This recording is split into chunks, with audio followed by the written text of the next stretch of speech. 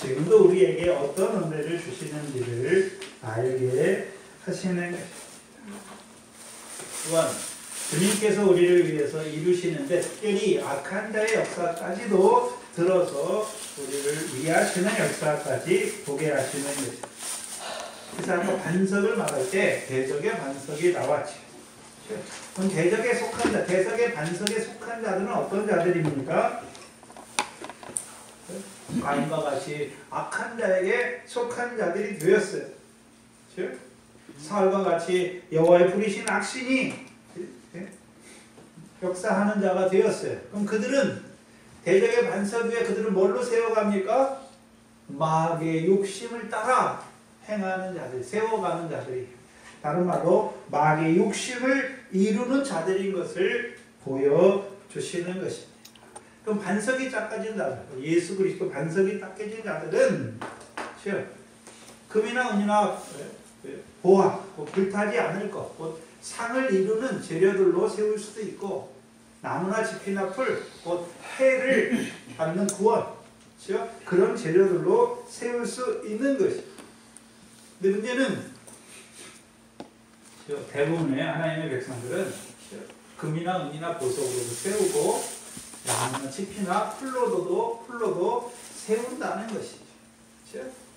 그래서 금이나 은이나 불타지 않을 것은 그것이 무엇으로 이어집니까? 상을 얻는 구원으로 이루어지는 것이고, 불타버릴 것은요, 무엇으로 이루어집니까? 해받는 구원으로 이루어지는 것이죠. 불의 공력이 나타나는 때잖아요. 곧 예수 그리스도께서 불꽃 가운데 임하셔서 각 사람의 행위를 따라 선악간에 그 몸으로 행한 행위를 따라 심판하실 때 다 드러나고 있는 거죠. 우리가 세우는 거, 터 위에 세우는 게 다 그때 가서 다 드러나요. 그럼 우리가 오늘 신앙생활, 터 위에 신앙생활 하는 거, 상 받을 의를 행하는지 아니면 상을 이루지 못하는 악을 행하는지, 선을 행하는지 악을 행하는지, 그것이 다 어떻게 합니까? 차곡차곡 세워지고 있단 말이죠. 그래서 계시록에서는요, 생명책에 우리 각 사람의 행위대로 기록되어 있으니까 그때 가서 행위대로 선악간에 행한 대로 심판을 받는 거예요. 고린도전서에는 그게 쌓아간다라고 말씀했고, 계시록에서는요, 행위록에 기록된다라고 말씀하시고, 고린도후서 5장 10절에는요, 그 몸으로 선악간에 행한 대로 받는다라고 말씀하십니다. 그렇다면 터가 닦여졌는데 금이나 은이나 보석이 아니라 불타버릴 것으로 삼는 자들은 왜 불타버릴 것으로 세우는 자들이 되었습니까?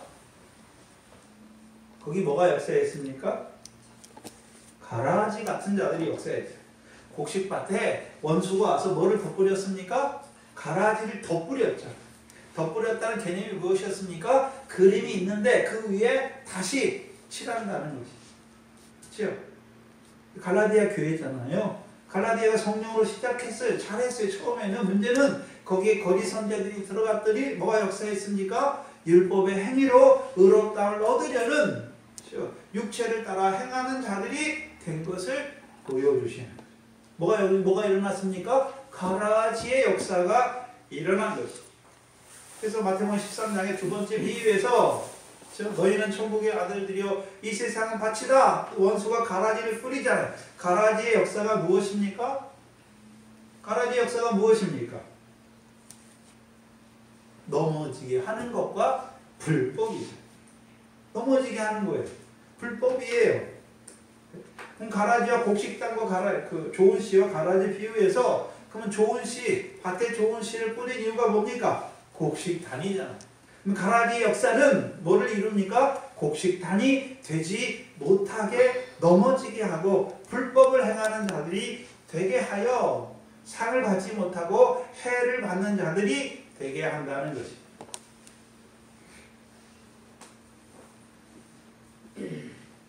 그들은 물론 반석이 세워졌지만, 불타버릴 것으로 세웠지만, 그들은 아직 대적의 반석에 속한 자들은 아니라는 것입니다. 그 자리가 가장 대표적으로 우리에게 보여주는 사람이 누굽니까? 슬로보아시죠. 그렇죠? 슬로보아시 딸들이 모세에게 나와서 뭐라고 합니까? 우리 아버지는 고라 무리에도 속하지 아니하였다. 그렇죠? 그런 다른 악을 행하여 악을 즐겨하는 그 멸망을 받는 자들에 속하지 아니하였고 다만 광야에서 자기 죄 가운데 죽었는데 우리 아버지에게도 기업을 줘야 되지 않습니까? 라고 말하죠. 뭘 보여주십니까? 기업의 상이 있다는 것을 보여주시죠. 그렇죠? 그런데 최소의 상급이 있는 것을 보여주시는 것이죠. 그들 반석이 있어요. 근데 세례 요한의 세례 요한의 증거 예수만 알잖아요. 그렇죠? 그렇다면 우리가 잘 아는 계시록 20장 11절 이하에 바다가 그 가운데 죽은 자를 내어주고 사망과 옥보도 그 가운데 죽은 자를 내어주잖아요. 그 죽은 자들이 각각 자기 행위대로 심판을 받잖아요. 행위록이 기록된 대로 선악과에 그 몸으로 행한 대로 심판을 받잖아요. 그럼 그들은 어떤 자들입니까? 대적의 반석에 속하였습니까? 그 예수 그리스도 반석에 속한 자들입니까? 예수 그리스도 반석에 속한 자들. 속한. 근데 문제는 무엇입니까? 어떤 자는 미래 30배 결실했는데 나머지 70은 어떻습니까? 결실이 없는 거죠. 나머지 70은 불타버릴 것으로 해받는 구원이. 근데 30이 뭐가 있습니까? 상받을 거리가 있는 거예요. 상받을 거리가 있는 가장 대표적인 사람이 누굽니까? 우편강도잖아요. 우편강도에 예수님께서 뭐라 그럽니까? 내가 오늘 나와 함께 낙원에 있을 것이다 라고 그랬어요. 제가 참 감사한 게 제가 어렸을 때 처음 믿게 된 후에 저희 친할머니가 돌아가셨어요. 돌아가셨는데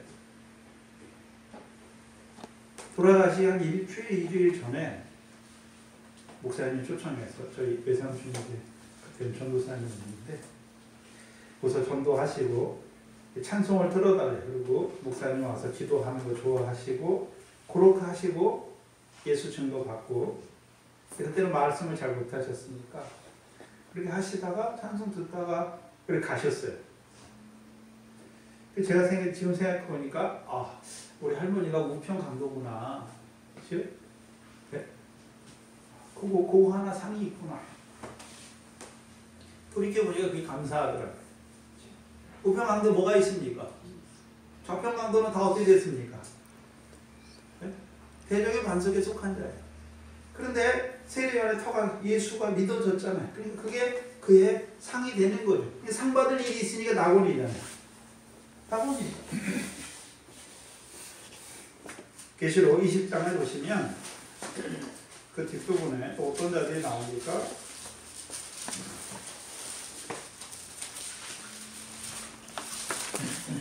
20장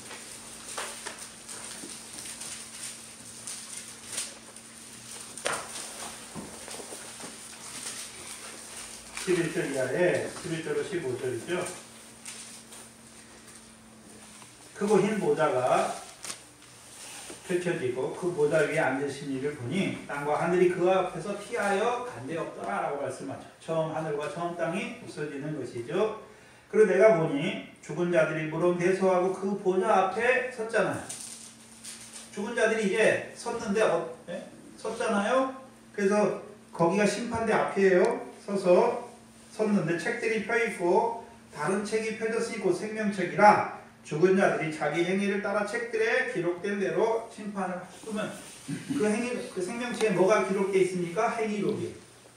저와 여러분이 오늘 행한 거 있죠. 행위록. 그게 다 기록되는 거예요.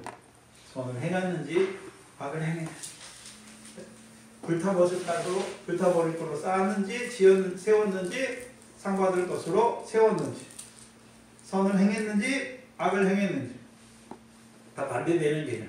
거룩하게 살았는지 더럽게 살았는지 다 반대되는 개념으로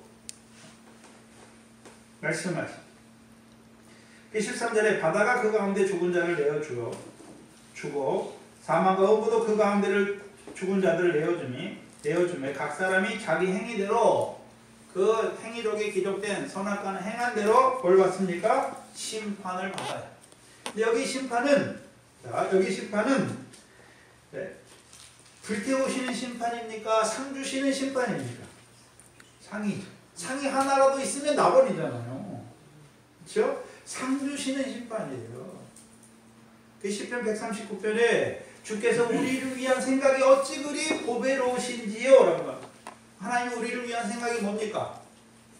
상을 주시기를 원하시네. 상을 많이 주시기를 원하시네. 그래서 바다 모래보다 많아요. 저와 여러분이 상 받을 일 얼마나 많습니까? 기도하는 거 다 상이잖아요. 여러분이 직장에서 일하는 것도 돈 벌려고 하는 게 아니라 죽게 하듯이 사람에게 하듯 하지 아니하고 죽게 하듯이 마음을 다하여 하면 다 무엇입니까? 다 상이에요. 다 상. 상 받을 게 얼마나 많습니까? 이 사람 위해 기도하는 것도 상이고 저 사람 위해 기도하는 것도 상이고 다 상. 기도하는 게 다 상 아닙니까? 그렇죠?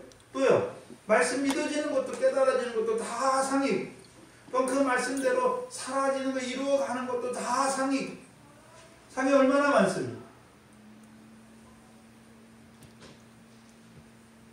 하나님은 상 주시기를 원하시는 하나님입니다. 상 주시기를 원하시는 하나님. 우리의 심판도 그리스도 예수 그리스도 터 위에 있는 자들의 심판은 상 주시는 심판이에요. 물론 불탈 거예요. 결실을 그 상과 양에 합당한 결실과 열매가 없다면 우리를 위해 예비하신 그 상과 양도 불타지요. 그게 둘째 사망이에요. 둘째 사망. 그래서 바다 가운데 죽은 자들이 자기 행위대로 심판을 받잖아요. 그렇죠? 그럼 그들은 바다 가운데 죽은 자들은 두 부류에 두 부류. 첫 번째 부류는 어떤 자들입니까? 양심 시대 살았던 자들. 그렇죠? 그들은 설심판의 기준이 뭡니까? 자기 양심에 있는 대로 심판을 받잖아요. 율법 시대에 있는 사람도 심판의 기준이 뭡니까? 율법이에요. 그렇죠? 특별히 바다 가운데 있는 자들은 홍해는 건넜잖아요. 근데 광야에서 얼마만큼 걷어가다가 광야에서 슬로바와 같이 자기 죄 가운데 죽은 자. 요단을 건너지 못해. 가나안 땅 건너지 못했잖아요. 가나안 땅에 들어가야 밀과 보리의 소산이 시작되잖아요. 근데 거기 못 들어가고 광야에서 죽은 자. 근데 광야에도 뭐가 있습니까? 상급이 최소의 상급이 있는 것이. 다음은 사망에서 죽은 자들이잖아요. 사망도 그렇죠? 미래 결실이 하는 자들이 있잖아요. 근데 문제는 미래 결실도 30배 하는 자들도 있을 거예요. 30배 하면 나머지 70은 어떻습니까? 자, 우리 신앙생활을 한번 보시면 어떤 사람은 예수 믿지 못하고 그냥 살다가 죽는 자들도 있고 예수는 믿었어요. 근데 신앙생활 한평생이 광야만 돌아다니다 죽는 자들. 어떤 사람은 광야에 갔다가 통과해서 그렇죠? 가나안 땅에 들어가서 이제 미래 결실, 생사명료 제대의 유혹이 끊어지는 그 결실 거기까지 자라났는데 30배 하다가 가는 사람들이죠. 네. 온전히 100배의 결실에서 이제 보리의 결실을 하는 맛으로 자라나다가 보리의 결실을 하는 데서 30배에서 멈춰서 그 가운데서 죽는 자들도 있어요. 어떤 자는 보리의 결실에서 자라나서 이제 열매 맺는 생명까지 갔어요. 근데 열매가 온전한 열매가 아니라 30배 열매를 맺다가 가는 사람도 있어요. 그렇죠? 다 달라요.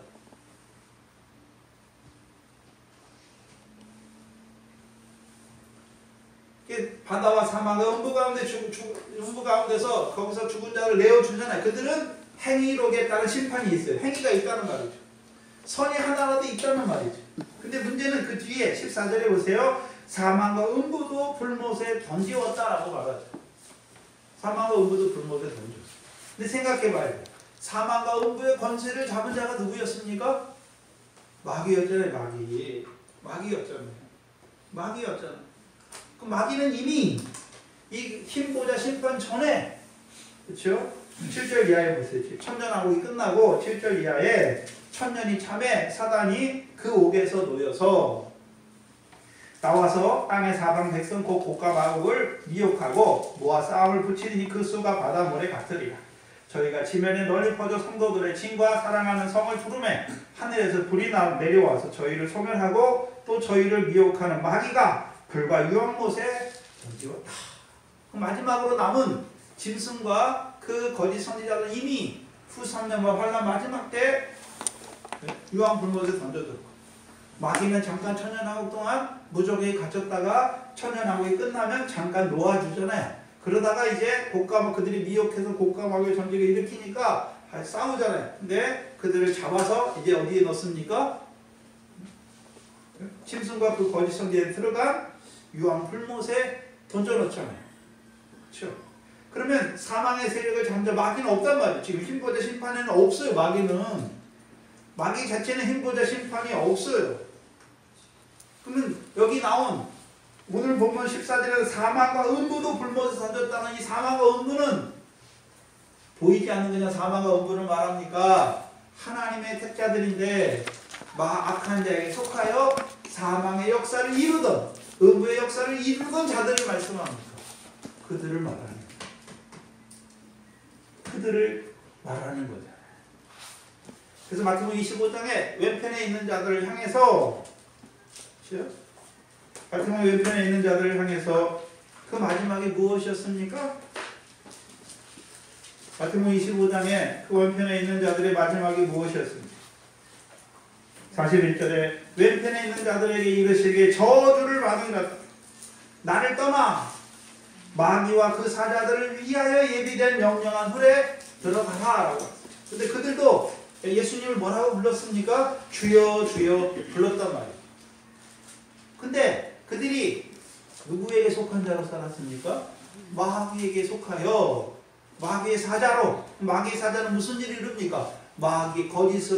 거짓의 아비 마귀를 따라 거짓으로 하나님의 백성의 생명을 죽이는 살인, 마귀 육신 살인이죠.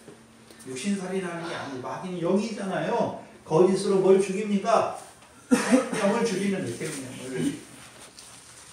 그 역사를 이루었던 그 마귀의 사자로 사망과 음부로 역사했던 자들, 특별히 우리가 민수기에 보면 누가 있습니까? 고라가 있어요. 고라는 레위인이에요. 그렇죠? 레위인이에요. 근데 문제는 뭡니까? 그의 죽음이 어떻습니까? 땅이 음부가 산채로 그를 음부로 역사했던 자라는 것을 보여주신, 음부로 역사했다는 것을 한 자인 것을 보여주시는 거예요. 마지막에 이미 마귀는 이미 심판을 받았잖아요. 그럼 힘보자 심판에서 사망과 불못은 어떤 자들을 말합니까? 사망과 음부. 불못에 던지는 사망과 음부는 하나님의 택하신 자녀됨에도 불구하고 악한 자에게 속하여 악한 일을 이루었던 자들. 그들은 어떻습니까? 상이 하나도 없어요. 영원한 멸망이죠. 가인.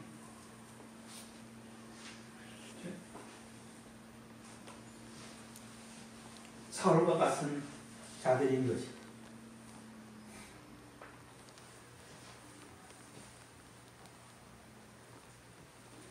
대부분의 하나님의 백성들은 선을 행한 게 하나라도 있어요. 그렇죠? 그 행위대로 어떻게 합니까? 상을 받는 거죠.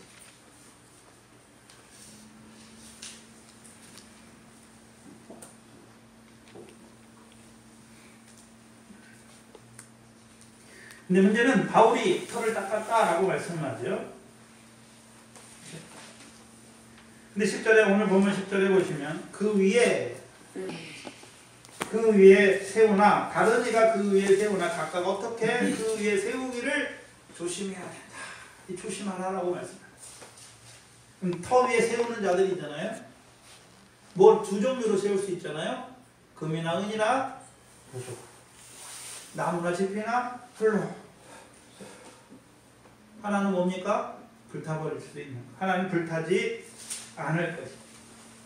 그럼 세운다는 의미가 어떤 의미입니까? 네? 세운다는 실제적인 의미, 상 받는 일을 한다는 것이고, 그렇죠? 상 받는 일을 하는 거죠.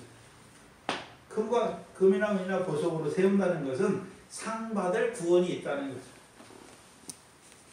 반대로는요, 나무나 짚이나 풀은요, 해를 받는 구원이. 그래서 나무나 짚이나 풀로 세운 자도 그냥 해 받는다라고 말씀하시고, 구원은 어때? 불 가운데서 얻은 구원. 해를 받는 거예요. 구원은 있어요. 무슨 구원이 있습니까? 영의 구원은 있죠. 그러면 우리가 여기서 생각해야 되는 것은 그럼 세우는 자들, 곧 성도들이 스스로 터 위에 세울 수 있는가라고 하는 거예요. 성도들이 스스로 분별할 수 있는가? 이게 상이고 이게 불타버릴 것이고 이게 불타지 않을 것인지를 성도들이 스스로 분별하고 스스로 세울 힘이 있는가라고 하는 거예요.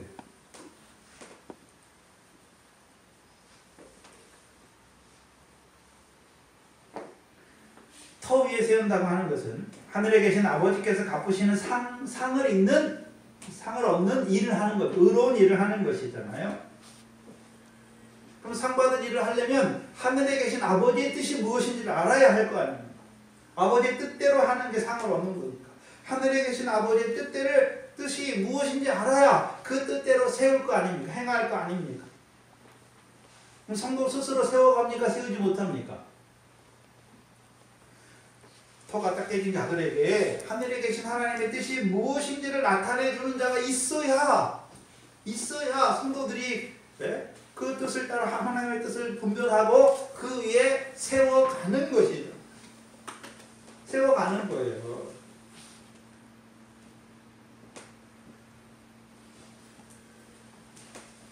그래서 여기서 세우는 자들이라고 말할 때 바울은 터를 닦아놨고 이제 그 위에 성도들이 스스로 세우는 게 아니에요. 그렇죠?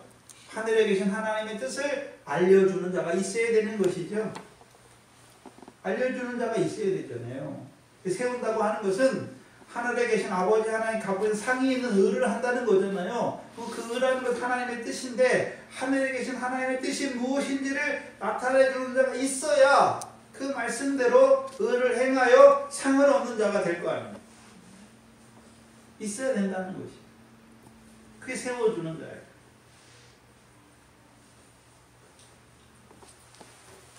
사사기 4장을 보시면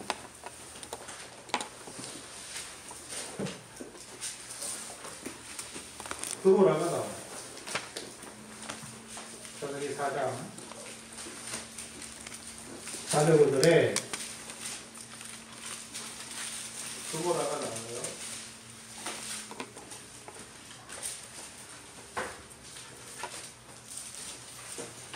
4장 4절 5절입니다. 그때에라고 말씀하죠. 그때라고 말씀할 때는 악을 행하는 이스라엘 하나님이 가나안 왕 야빈의 군대 장관 이방 하루스에 거하는 시스라에게 붙이실 때예요. 시스라가 이스라엘 백성을 하나님의 백성을 학대하던 그때에 랍비돗의 아내, 랍비돗은 횃불이라는 뜻이에요. 랍비돗의 아내 여손지 드보라가 이스라엘 사사가 되었다라고 말씀하시죠. 횃불이라는 의미는 이사야서 61장에 예루살렘의 구원이 횃불처럼 나타나도록 여호와께서 일하신다는 것이죠. 5절에 보시면 그는 드보라는 에브라임 산지 라마와 베델 사이 드보라의 종려나무 아래 거하였고 이스라엘 자손은 그에게 나가 재판을 하더라. 그럼 이제 여기 요단 동편이잖아요. 그렇죠? 요단 동편에 있는 자 이미 뭐가 딱 깨진 자들입니까? 터가 딱 깨졌죠? 아직 다윗 왕은 일어나지 않았으니까 아브라함의 자손으로 오신 예수 그리스도의 터가 딱 깨진 자들이에요. 근데 뭐를 다 행하고 있습니까? 악을 행하는 자들이 됐죠. 악을 행한다는 의미는 고린도서 3장에 비춰보면 불타버릴 것으로 짓고 있다는 것이죠. 불타버릴 것으로 짓고 있다는 거죠. 하늘에 계신 아버지 하나님 갚으시는 상이 없는 악을 행하고 있다는 것이죠. 근데 그때 랍비돗의 아내 여손지 드보라 그가 하는 일이 뭡니까? 그 어디에 있습니까? 에브라임 산지 라마와 베델 사이 자기 종려. 이 사사기에서 에브라임은 어떤 의미가 있습니까? 여호수아 마지막에 에브라임 지파 여호수아가 이스라엘 백성에게 세계 언약을 세워주죠. 가나안 땅에서 그 기업의 땅을 분배받은 자들에게 너희는 너희가 섬길 신을 택하라 라고 말씀해. 세 가지 신을 택할 수가 있지요. 데라와 아브라함이 메소포타미아에 있을 때 섬기는 신을 택하든지 가나안 땅 사람들이 섬기는 신을 택하든지 너희 하나님 여호와를 섬기든지. 근데 그들이 우리는 여호와를 섬기겠다라고 말하죠. 그들에게 세겜에서 율례와 법도를 베풀어 줘요. 그렇죠? 왜 베풀어 줍니까? 큰 자가 되라. 어디에서요? 천국에서. 그럼 그들이 율례와 법도를 청종하며 여호와의 목소리를 청종하면 이른 비와 늦은 비를 주셔서 그 땅의 소산, 미래 소산이 풍성하게 하셔서 배불리 먹고 하나님을 찬송하게 하시죠. 그렇죠? 근데 그 언약을 저버렸잖아요. 여호와를 버리고 바알과 아세라를 섬겼잖아요. 언약을 저버린 자들이잖아요. 그렇죠? 그럼 그들에게 여호수아가 새겨줬던 다시 세겜 언약으로 돌아가게 하는 거죠. 여호와를, 그 신을 버리고 여호와를 섬기는 자들로 세우는 거예요. 그렇죠? 그래서 라마와 베델 사이에서 있죠. 라마와 베델 사이. 라마는 높은 곳이다. 하나님의 높으신 뜻. 하나님의 집은 누굽니까? 베델은 하나님의 집이라는 뜻이죠. 누가 하나님의 집입니까? 이스라엘 백성들이 하나님의 뜻을 하나님의 집인 하나님의 백성들에게 이루어 주는 것이죠. 그 일을 하고 있어요. 사사가 되기 전까지. 그러니까 드보라는 뭘 갖고 있습니까? 자기 종려나무를 가지고 있죠. 종려나무를 가진 자들은, 종려나무는 뭐의 상징입니까? 승리의 상징이죠. 이기는 생활을 하고 있다는 거잖아요. 이기는 생활을 하는 거예요. 어떤 자로요? 선지자로서 이기는 생활을 하고 있어요. 그럼 이기는 생활이 무엇입니까?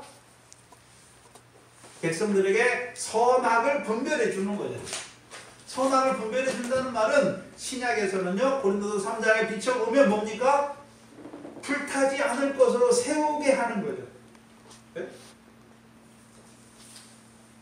불타지 않을 것, 그걸로 세워라 라고 말하는 거예요. 그럼 지금 이스라엘 백성들은 시스라의 학대를 받고 있다는 의미는 악을 행하는 자들이잖아요. 그럼 그들이 어떤 자들입니까? 해받는 구원을, 해받는 그 생활을 하고 있다는 거죠. 그들에게 선악을 분별해 주는 거죠. 사사기 3장과 4장은 중요한 게 있잖아요. 종려나무잖아요. 종려나무. 네. 그 앞에 3장에 모압왕 에글론이 이스라엘 백성의 종려나무 성읍을 점령하잖아요. 네. 근데 에웃을 통해서 구원하잖아요. 그럼 종려나무가 있잖아요. 근데 이스라엘 백성은 학대를 받는 자는 자기 종려나무가 있나요? 없어요? 없어요. 종려나무가 없어요. 승리가 없단 말이에요. 지는. 진 자는 이긴 자의 종이잖아요. 시스라의 종이 됐어요. 시스라의 종이에요. 종. 지는 자들을 어떻게 이기게 하십니까? 지는 자들, 그 지는 자로 살아가는 자들, 곧 악을 행하는 자로, 해를 받는 자로 살아가는 자들에게 드보라가 뭐 합니까? 선악을 분별하게 해요.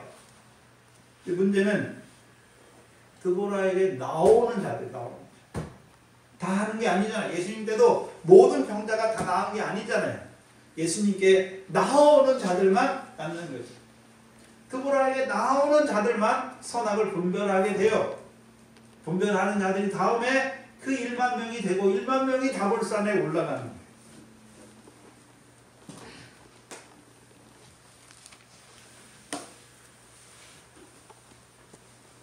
그렇다면 신약에 세우는 자들은 터 위에 터가 딱 깨진 자들에게 그들에게 선악이 무엇인지를 분별해 주는 거잖아요. 분별만 해주니까 그렇죠? 선악의 결과가 무엇인지 다 얘기하는 것입니다. 선을 행하는 것은 너희가 금이나 은이나 보석으로 쌓는 것은 구원이 있는 상이 있는 구원이고 너희가 불타버릴 거로 심는 것, 악을 따라 행하는 것은 해받는 구원이다라고 말하는 거죠. 나타내주는 자가, 하나님의 뜻을 나타내주는 자가 있어야 이게 불탈 것인지 불타지 않을 것인지 그걸 나타내주는, 선악을 분별해주는 자가, 네? 분별해주는 자가 있어야 그들이 불타지 않을 것으로 세울 수 있는 것이.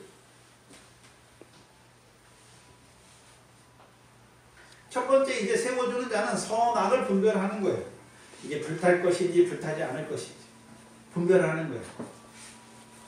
분별해 준다고 그러면 다 선만 행합니까? 분별해 주어도 이제 그 분별을 따라서 나는 선을 행하는 자들도 있을 것이고, 분별해 줬지만 여전히 연약해서 악에 져서 죄의 종로를 타는 자들이 있을 거 아닙니까? 선악을 분별해 주면 그때 이제 터가 닦여진 자들이 그 선악을 분별해 주는 자의 뜻을 알았잖아요. 선악을 알았잖아요. 그럼 뭐 하는 것입니까? 자기 믿음의 선한 싸움을 싸워야 되는 거예요. 거기서 이긴 거, 선으로 악을 이긴 것만 쌓여지는 거예요. 그렇죠? 그 금이잖아요. 그럼 뭡니까? 믿음이잖아요. 믿음으로 살려면 어떻게 됩니까? 믿음으로 산다는 건 선을 행하는 거죠. 그 개념이에요.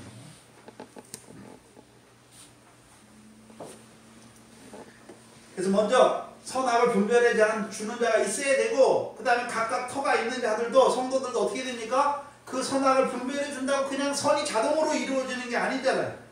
믿음의 선한 싸움으로 선으로 악을 이기는 자가 돼야 되는 거예요.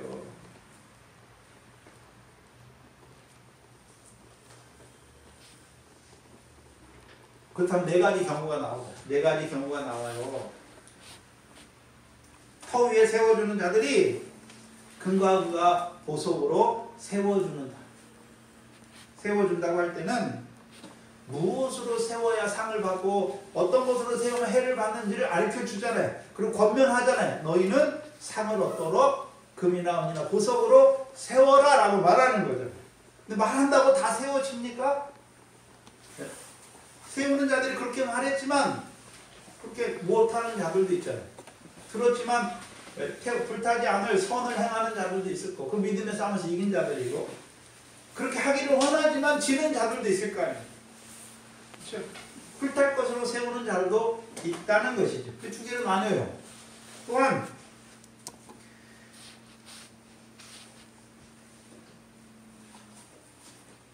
세우는 자들이 반대의 길, 세우는 자들이 나무나 집이나 풀로 세우라고 말하는 자들도 있단 말이죠.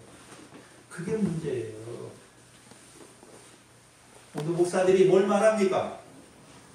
네? 하늘에 쌓는 것이 아니라 예수 믿어서 자기 소유가 많아지고 이 땅에서 복을 받는, 이미 자기 상을 받는 자로 세워버린단 말이죠. 하늘에 가서는 축전이가 되게 한단 말이에요.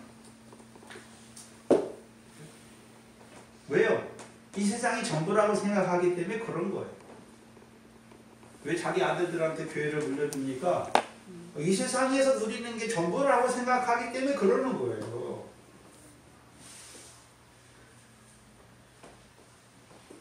죽으면 그때 가서 봐야 된다는 것이.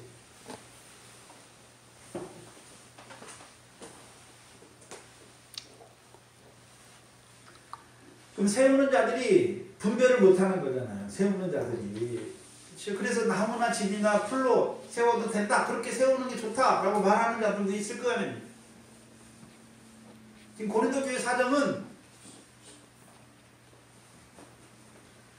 이 집에 유비를 할 때 너희는 집이다라고 말할 때, 바울은 자기를 지혜로운 건축, 터를 닦아둔 건축자라고 말할 때, 하나님의 집에 유비를 말할 때는 아볼로는 안 나와요. 그 전에 밭에 유비를 말해, 너희는 밭이라고 말할 때에는 나는 심었고 아볼로는 물을 주었다라고 말하는데, 이 건축, 집, 하나님의 집이라고 말할 때 건축의 의미에서는 아볼로는 말하지 않아요. 게바도 말하지 않아요.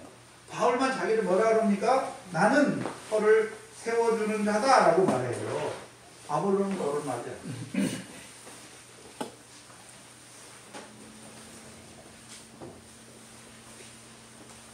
그렇다면 전제가 뭡니까? 바울과 아볼로가 떠난 후에요. 떠난 후에.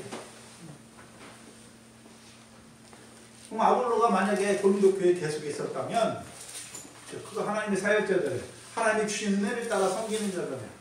네? 시기와 분쟁이 하도록 놔뒀을까요? 안 놔뒀죠.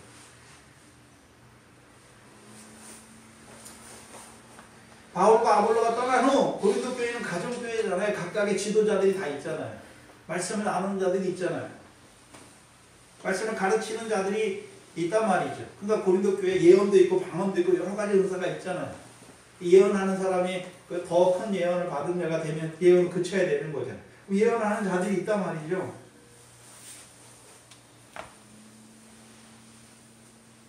가르치는 자들이 있잖아요. 근데 문제는 가르치는 자들이 어떻게 됐습니까? 사람을 높였잖아요. 일반 성도들은 바울이 어쩌니 개바가 어떻게 잘 몰라요.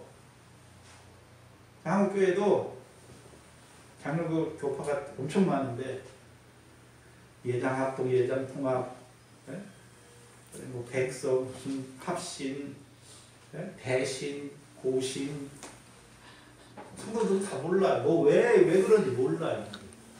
근데 목사들은 다 알아요. 그 세계를. 왜 그렇게 갈라졌고 뭐 때문에 그렇고 뭐 때문에 그런지를 다 안단 말이에요.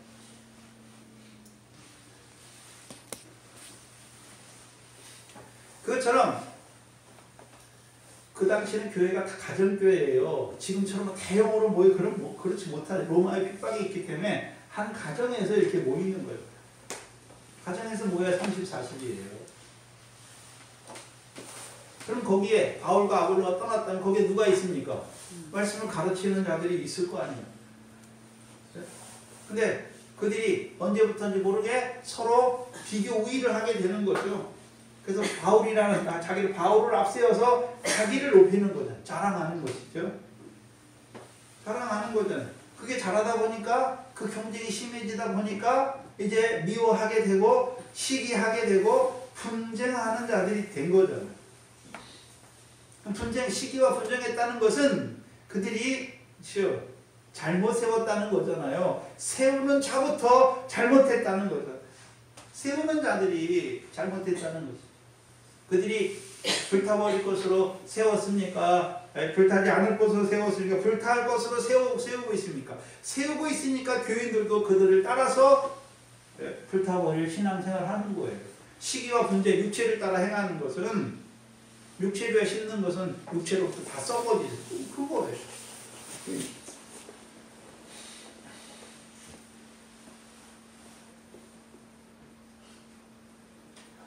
지금 고린도 교회는 터가 딱 떼시긴 했는데 그 위에 시기와 분쟁으로 살고 있죠. 시기와 분쟁을 행하는 자잖아요. 한마디로 해받는 일을 행하고 있는 자들인 것을 보여주시는 것이죠.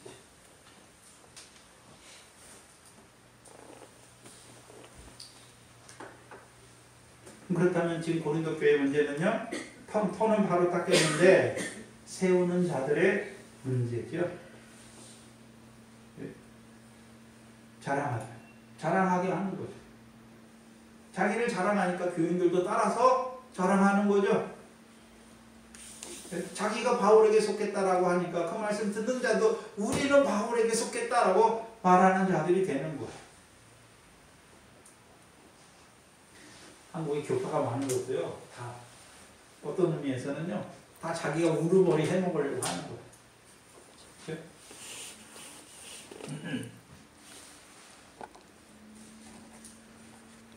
한마디로 고린도 교회는 지금 산과 양과 불태우는 그 악한 일을 하고 있다는 쭉정리의 일을 이루고 있는 자들인 것을 보여주시는 불탈 것과 불타지 않을 것을 분별해 주어야 하는 자들이죠. 세워주는 자들. 그 밑에서 말씀을 받는 자들도 잘 분별해서 이게 불탈 것이 아닌지 분별해야 되죠. 성도가 스스로 분별하기 힘든데 제 경험상 성도들이 성경을 많이 읽으면 최소한 10독 이상만 하면 다 분별이 돼요. 선악이 뭔지. 저 목사가 말하는 게 불타지 않을 것을 말하는지 불탈 것을 말하는지 그게 분별이 된단 말이에요. 성경을 안 읽어요. 하나님의 뜻이 뭔지 몰라요.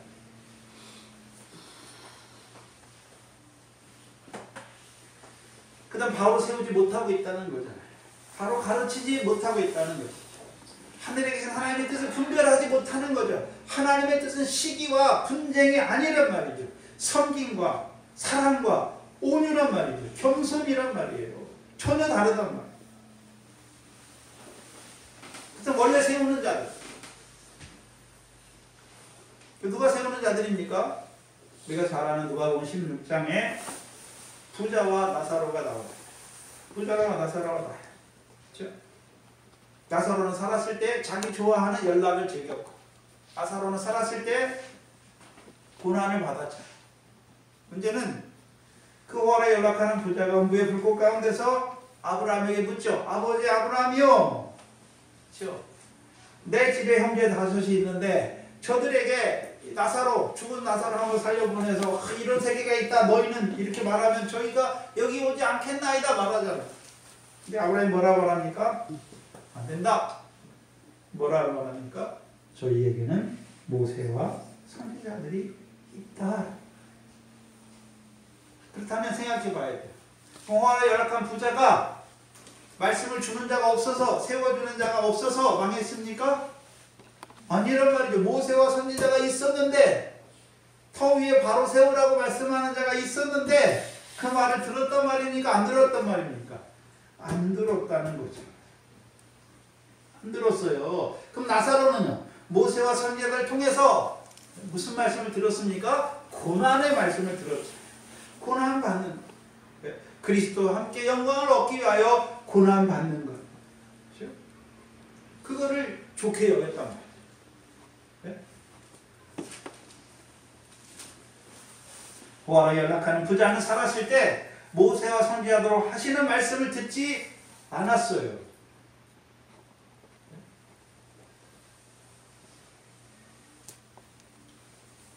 한마디로 어떤 자입니까? 사단에게 내어준 자. 그렇죠? 그런데 이런 자를 뭐라고 말합니까? 대적의 반석 위에 세워졌죠. 우리가 시편 73편을 말하잖아요. 의인이 있는데 내가 이스라엘 가운데 실족할 뻔했다고 자기를 고백하잖아요. 왜요? 악인의 형통을 보면서. 악인은요, 고난도 없고 고통도 없고 재물은 더하고 죽을 때에도 고통조차 없어요. 그 악인의 말은 뭡니까? 하나님이 어디 있어 있기는. 근데 의인은 어떻습니까? 아침마다 하나님이 간섭하시고 책망하시고 징책하시고, 그걸 보면서 하나님이 참으로 계시면 이럴 수 있는가? 악인이 이렇게 형통할 수 있는가? 의인들이 이렇게 맨날 환난을 당하고 시험을 당할 수 있는가? 실족할 뻔했죠. 근데 그들의 결국, 성소에서 그들의 결국을 보았을 때, 그럼 시편 73편의 저자가 뭘 깨달았습니까? 아, 영혼의 결국이 어떻게 되는구나. 그걸 봤을 때, 나사로와 부자의 차이를 믿음의 눈으로 봤을 때, 성소에서 저희의 결국을 깨닫고 하나님께 감사하는 자가 되는 것입니다. 호화로에 연락하는 부자는 시편 74편의 3편의 악인의 전형이에요. 신약에서. 그는 부자잖아요. 연락했잖아요. 네? 여러분 집안에 우한 풍파가 많고 고난이 많은데, 고통이 많은데 무슨 연락이 됩니까? 안 돼요. 연락했잖아요. 왜 고난이나 왜 고통이 없습니까? 버리신 자라니까 하나님. 사단에게 내어주신 자라는 거예요. 내어주신 자라는 거예요. 하나님이 사랑하신 아들마다 징계하시지 않은, 징계가 없는 자는 사생자다, 버린 자다라고 말씀하십니다.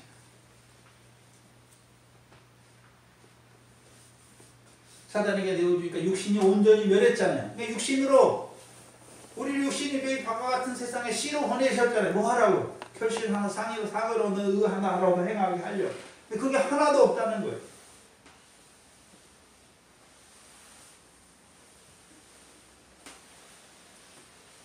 지금 이때 하나님이 세우시는 종들을 통해서 주시는 말씀을 통해서 상을 얻는 구원을 이루어가야 돼. 그렇다면 이 호화로 연락하는 부자는 처음부터 그러면 대적에게 속한 자였겠습니까? 아니에요. 그가 아브라함을 뭐라고 부릅니까? 아버지라고 부르잖아요. 그가 진짜 처음부터 마귀에 속한 자라면 누구를 아버지라고 불렀을까요? 마귀의 자식이니까. 너희 아비 마귀에서 났으니까 마귀를 아버지라고 불러야 되잖아요. 근데 아버지 아브라함이라고 부르는 거 보니까 갈라디아 3장 6절에 믿음으로 말미암은 자들은 다 아브라함의 아들이에요. 아브라함의 아들이었어요. 믿음이 있었어요. 문제는 무엇입니까? 믿음에서 떠났다는 것이죠. 성령으로 시작했다가 육체로 마쳤다는 것이죠. 성령으로 시작했어요. 근데 육체로 마쳤어요. 오늘 고린도 교회들도 성령으로 시작했어요. 그리스도 예수 안에 거룩해 졌어요. 문제는 뭡니까? 시기와 분쟁이잖아요. 근데 거기서 바울을 통해 주시는 책망의 말씀으로 돌이키지 못하면 그들도 어떻게 됩니까? 사단에게 내어주는 사생자와 같이 버린 자가 되는. 근데 육신의 눈으로 볼 때는 그들이 형통하니까 부러운 거잖아요. 악인의 형통이 부럽습니까? 부럽기도 하죠. 어떤 때는. 그렇죠? 어떨 땐 부럽기도 하죠. 근데 뭘 보면요. 그들의 결국이 어떻게 될 것을 보면 그렇죠? 우리의 결국이 우리 영혼의 믿음의 결국 영혼의 구원이 어떻게 되는 것을 보면 그게 부러운 게 아니라 불쌍하게 보여야 되는 거죠.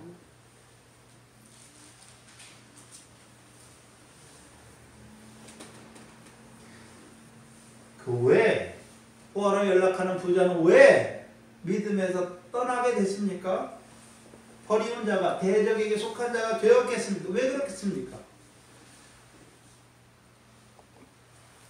디모데전서 6장 10절이잖아요. 돈을 사랑하는 자들, 그렇죠? 믿음에서 떠나 여러 가지로 자기 스스로를 찔렀다라고 말하잖아요. 돈을 사랑했어요. 연락하려면 뭐가 있어야 됩니까? 돈이 있어야 되지 연락하죠. 그래서 마태복음 19장에 부자 청년이 나오잖아요. 부자 청년이 재물이 많잖아요. 예수님께 나왔어요. 그렇죠? 소유를 팔아 가난한 자를 주라. 그래야 하늘에 보화가 있을 거예요. 근심하며 갔잖아요. 근심하며 갔어요. 문제는 그 근심이 없어졌을 때, 그 근심마저 끊어졌을 때 어떻게 됩니까? 근심했다는 거는 하늘에 쌌다는 걸 깨달았죠. 근심이 없어졌어요. 또 하나님이 그 재물을 치지도 않으셨어요. 그럼 어떻게 되겠습니까? 자기를 위하여 재물을 이 땅에 쌓아놓고 뭐하는 자가 됩니까? 연락하는 부자가 되는. 그래서 호화로이 연락하는 부자를, 부자여야 연락할 수 있는 거예요. 부자라고 말하는 것이죠. 호화로이 연락하는 부자예요. 근데 이 세상에 있는 사람들은 다 부자 되기를 원해요. 부자 되기를 원해. 그리스도인들마저. 내세의 소망을 바라본다는 그리스도인들마저 이 세상에서도 구하고 하나님 나라 가서도 거기 하늘에 가서도 영광 받고. 십자가의 상과는 전혀, 십자가의 도와는 전혀 다르잖아요. 예수님이 뭐 때문에 영광에 들어갔습니까? 고난을 받으시고 영광에 들어갔어요.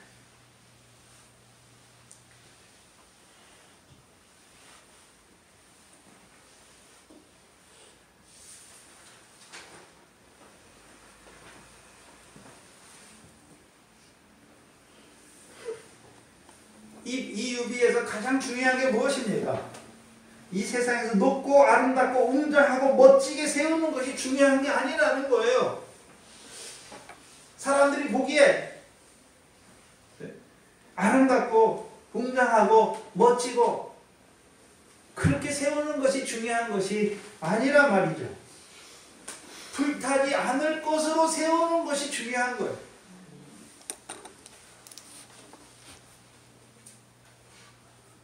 사람들 보기에가 아니에요. 하나님 보시기에, 하나님이 보시기에 상을 얻을 만한 일이 있는가, 상을 얻을 만한 의인가, 그게 중요한 거예요. 아무리 많은 사람들이 칭찬하고 영광, 당신 칭찬하고 높여도 아무 상관이 없어요. 그거는 하나님의 칭찬을 받아야 되는 것이지, 사람의, 여러분의 우리의 신앙생활이 사람들에게 아무리 높임과 칭찬을 받는다고 해도 하나님께 칭찬을 받지 못하면 그거는 다 해받는 거예요. 아무것도 아니에요. 쓸데없는 거예요. 신앙생활 헛한 거예요.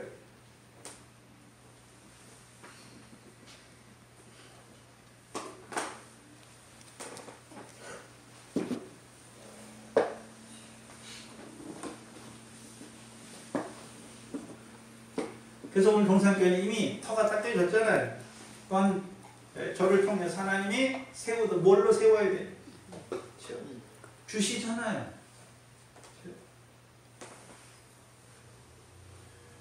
하늘로 오는 초소를 던지거라 말씀하시고, 땅에 있는 지체를 죽이고 위의 것을 사모하라 라고 말씀하시는, 모든 행실에 거룩한 자가 되라. 하늘에 계신 너희 하나님의 온전하신 같이 너희도 온전한 자가 되라. 그의 나라와 의를 구하라 라고 말씀하시죠. 밀과 보리의 밀과 열매, 결실과 열매를 맺어라 라고 말씀하시잖아요. 그게 다 무엇입니까? 상 받는 일을 하라는 것이죠. 바로 세워가라는 것이죠. 불타지 않을 것으로 세워가라 라고 말씀하세요. 그럼 우리 앞에 반드시 뭐가 있습니까? 불로 심판할 때가 있다는 거예요. 우리의 신앙생활, 우리가 그 터 위에 쌓은 공력이 불의 시험을 통과할 때가 분명히 있다는 거예요. 왜 불의 시험을 통과합니까? 왜 불의 시험을 통과하나요? 예수님께서 불꽃 가운데 임하시죠. 그렇죠? 왜 불꽃 가운데 임하십니까? 네? 선한 심판주로 오시잖아요. 내가 저리로서 산 자와 죽은 자를 심판하러 오시리라 말씀하잖아요. 선을 행한 자는요 생명의 부활로, 악을 행하는 자는요 심판의 부활로 나오게 하시는 거예요. 고린도 교인들에게 책망하잖아요. 너희가 지금 분쟁과시 그거 뭐 하는 거라고요?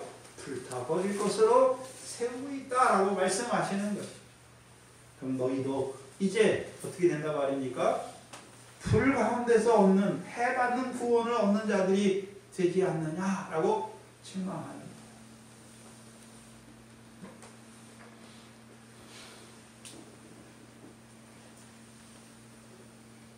그렇다면 오늘 저와 여러분, 우리 자신들은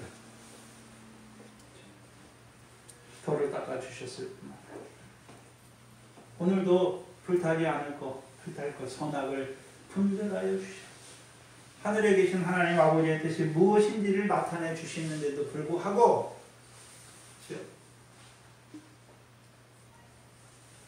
불탈 것으로 세운다면 우리의 심판이 얼마나 더 크겠습니까? 몰라서 그런 자들, 우리는 이미 알려 주셨는데 그렇게 하지 못했습니다. 우리가 받을 심판이 더 큰 것이죠. 그러나 반대도 있죠. 하늘에 계신 아버지의 뜻을 우리에게 깨닫게 해주셔서 우리가 늘 그렇게 살지 못하지만 늘 우리를 모든 행실에 선한 자로 세우시는 그 전능한 하나님, 야곱의 전능자의 성막에 나아가는 살아가 기다리는 거잖아요. 인내로 기다리는 거잖아요. 뭐 해주실 때까지요? 뭐 해주실 때까지. 우리를 온전한 믿음으로 세워주실 때까지. 그렇죠? 우리에게 말씀을 주셨으니까. 영생의 말씀을 주셨으니까. 그 영생의 말씀으로 말미암아 영생에 이르는 열매가 풍성해질 때까지, 그렇죠? 아브라함과 같이 의심하지 아니하고 믿음으로 붙들고 인내로 지키어 결실하는 것이 열매를 맺는 것이죠. 그게 저와 여러분의 세워가는, 터 위에 세워가는 우리의 신앙 생활. 성한 것을, 불타지 않을 것으로, 상을 얻을 것이로, 영광을 얻을 것으로 세워가시기를 주의 이름으로 축원합니다. 아멘. 기도하겠습니다. 하나님 아버지, 감사합니다. 오늘 하나님의 교회는 우리를 하나님의 밭이요, 하나님의 집으로 불러주시니 감사합니다. 심는 자와 물 주는 자를 통하여 오늘도 하나님의 경작하시는 밭을, 그 가나안 땅에 결실과 열매의 소산을 내는 자, 나아가 감람의 기름을 내는 자로 우리를 세워가시는 아버지 하나님 감사합니다. 또한 집의 비유를 통하여 우리가 하나님의 집을, 신령한 건축자들을 통하여 우리 안에 그 터를 닦아주시고 이제는 부족한 종을 통하여 하늘에 계신 그 하나님의 뜻을 밝히 나타내 주셨어요. 불타기 하늘, 그 상을 얻을 구원을 향하여 달려가는 자들로 우리를 세워가시니 아버지 하나님 감사합니다. 우리는 미련하여서 아버지 하나님께 그 선악을 분별하여 주시지만 미련하여서 우리가 선보다 악을 행할 때가, 악에 빠를 때가 많은 미련한 저희들이 악한 저희, 우리와 함께 하셔서 우리의 죄와 악을 사하시고 이제 우리 입에 그 단에서 핀 그 숯을 지져주셔서 우리의 죄와 악을 지져주셔서 이제는 육체의 남은 때 그 하나님의 뜻만 쫓아 행하는 살아갈 수 있도록, 온전한 하나님의 사람으로 살아갈 수 있도록 우리를 붙들어 주시옵소서. 우리에게 이김을 주시옵소서. 그리하여 우리가 하나님 앞에 설 때에 예수 그리스도 나타날 때에 칭찬과 영광과 존귀를 받는 하나님의 백성들 되게 하여 주시옵소서. 그 삼위 하나님을 영원토록 찬송하는 저희들 되게 하여 주시옵소서. 감사합니다. 예수님의 이름으로 기도하옵나이다. 아멘. 찬송가 370